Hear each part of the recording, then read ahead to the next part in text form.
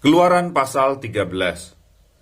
Berfirmanlah Tuhan kepada Musa, "Kuduskanlah bagiku semua anak sulung, semua yang lahir terdahulu dari kandungan pada orang Israel, baik pada manusia maupun pada hewan. Akulah yang empunya mereka." Lalu berkatalah Musa kepada bangsa itu, "Peringatilah hari ini, sebab pada hari ini kamu keluar dari Mesir, dari rumah perbudakan, karena dengan kekuatan tangannya Tuhan telah membawa kamu keluar dari sana. Sebab itu tidak boleh dimakan sesuatu pun yang beragi. Hari ini kamu keluar dalam bulan Abib apabila Tuhan telah membawa engkau ke negeri orang Kanaan, orang Het, orang Amori, orang Hewi, dan orang Yebus, negeri yang telah dijanjikannya dengan sumpah kepada nenek moyangmu untuk memberikannya kepadamu, suatu negeri yang berlimpah-limpah susu dan madunya. Maka engkau harus melakukan ibadah ini dalam bulan ini juga. Makanlah roti yang tidak beragi 7 hari lamanya, dan pada hari yang ke-7 akan diadakan hari raya bagi Tuhan. Roti yang tidak beragi haruslah dimakan selama 7 hari itu. Sesuatu pun yang beragi tidak boleh dilihat padamu, bahkan ragi tidak boleh dilihat padamu di seluruh daerahmu. Pada hari itu harus kau beritahukan kepada anakmu laki-laki, ibadah ini adalah karena mengingat apa yang dibuat Tuhan kepadaku pada waktu aku keluar dari Mesir. Hal itu bagimu harus menjadi tanda pada tanganmu dan menjadi peringatan di dahimu, supaya hukum Tuhan ada di bibirmu, sebab dengan tangan yang kuat Tuhan telah membawa engkau keluar dari Mesir. Haruslah kau pegang ketetapan ini pada waktunya yang sudah ditentukan dari tahun ke tahun.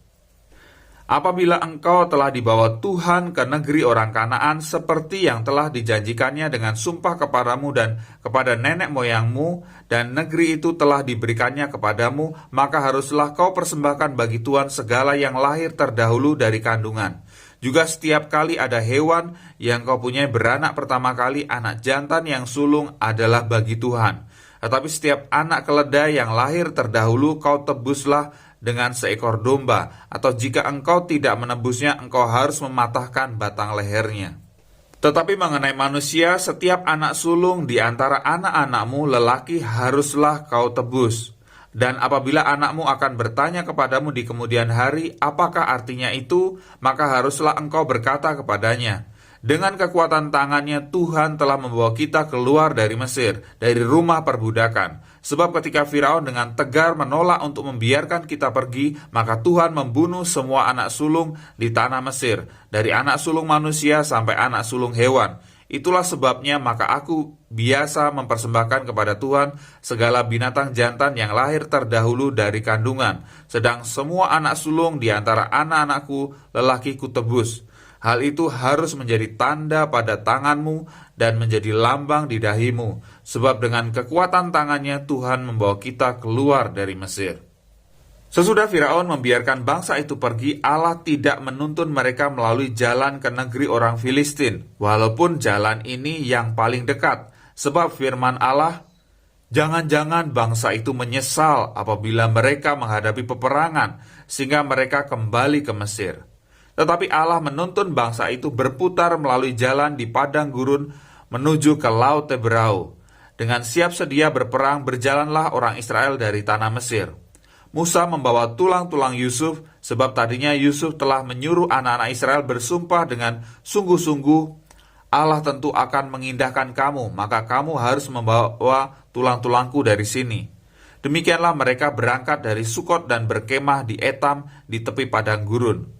Tuhan berjalan di depan mereka pada siang hari dalam tiang awan untuk menuntun mereka di jalan, dan pada waktu malam dalam tiang api untuk menerangi mereka, sehingga mereka dapat berjalan siang dan malam.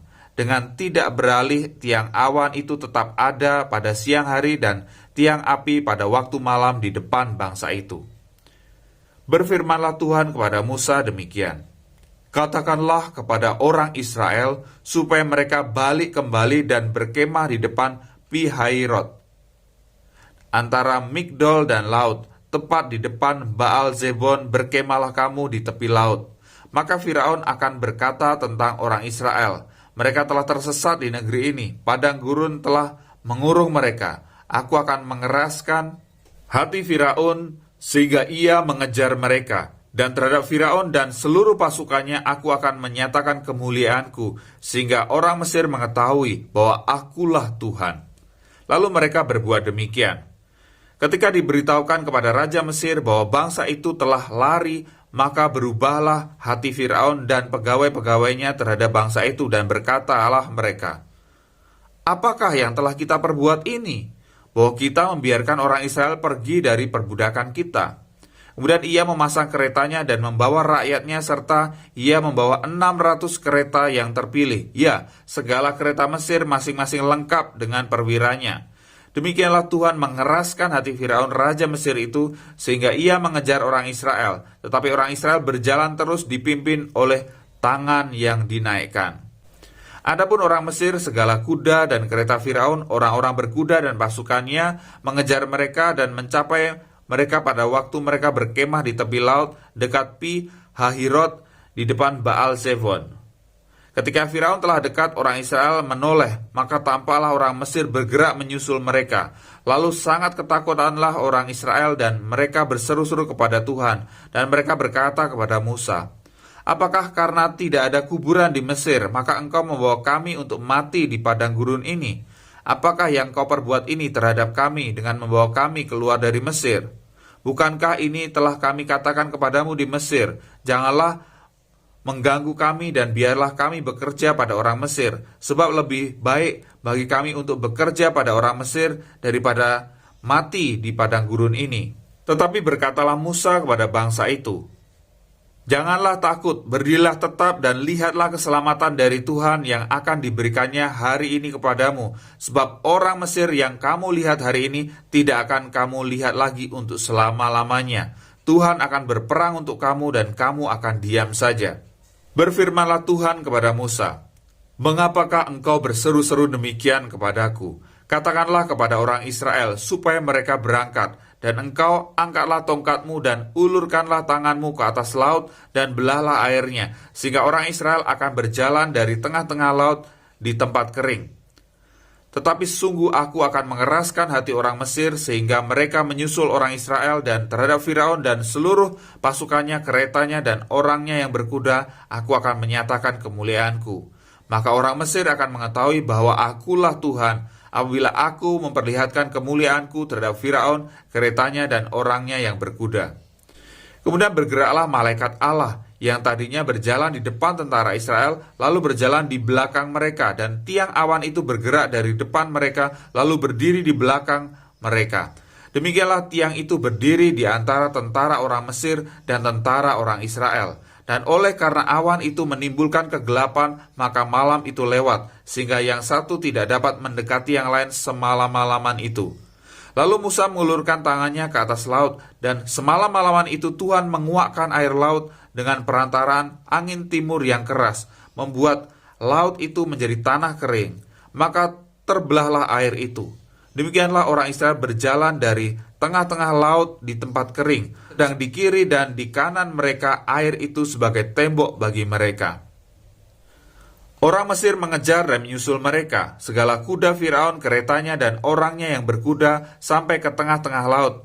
Dan pada waktu jaga pagi, Tuhan yang di dalam tiang api dan awan itu memandang kepada tentara orang Mesir, lalu dikacaukannya tentara orang Mesir itu. Ia membuat roda keretanya berjalan miring dan maju dengan berat, sehingga orang Mesir berkata, marilah kita lari meninggalkan orang Israel, sebab Tuhanlah yang berperang untuk mereka melawan Mesir. Berfirmanlah Tuhan kepada Musa, ulurkanlah tanganmu ke atas laut, supaya air berbalik meliputi orang Mesir, meliputi kereta mereka dan orang mereka yang berkuda. Musa mengulurkan tangannya ke atas laut, maka menjelang pagi berbaliklah air laut ke tempatnya. Sedang orang Mesir lari menuju air itu, demikianlah Tuhan mencampakkan orang Mesir ke tengah-tengah laut. Berbaliklah segala air itu lalu menutupi kereta dan orang berkuda dari seluruh pasukan Firaun yang telah menyusul orang Israel itu ke laut. Seorang pun tidak ada yang tinggal dari mereka. Tetapi orang Israel berjalan di tempat kering dari tengah-tengah laut, sedang di kiri dan di kanan mereka air itu sebagai tembok bagi mereka. Demikianlah pada hari itu Tuhan menyelamatkan orang Israel dari tangan orang Mesir, dan orang Israel melihat orang Mesir mati terhantar di pantai laut. ketika dilihat oleh orang Israel betapa besarnya perbuatan yang dilakukan Tuhan terhadap orang Mesir, maka takutlah bangsa itu kepada Tuhan dan mereka percaya kepada Tuhan dan kepada Musa hambanya itu. Demikian pembacaan kita hari ke-44 yang terambil dari Amsal pasal 4 ayat 20-27, Matius pasal 27 ayat 45-66, Keluaran pasal 13 dan Keluaran pasal 14. Sampai jumpa besok, Tuhan Yesus memberkati.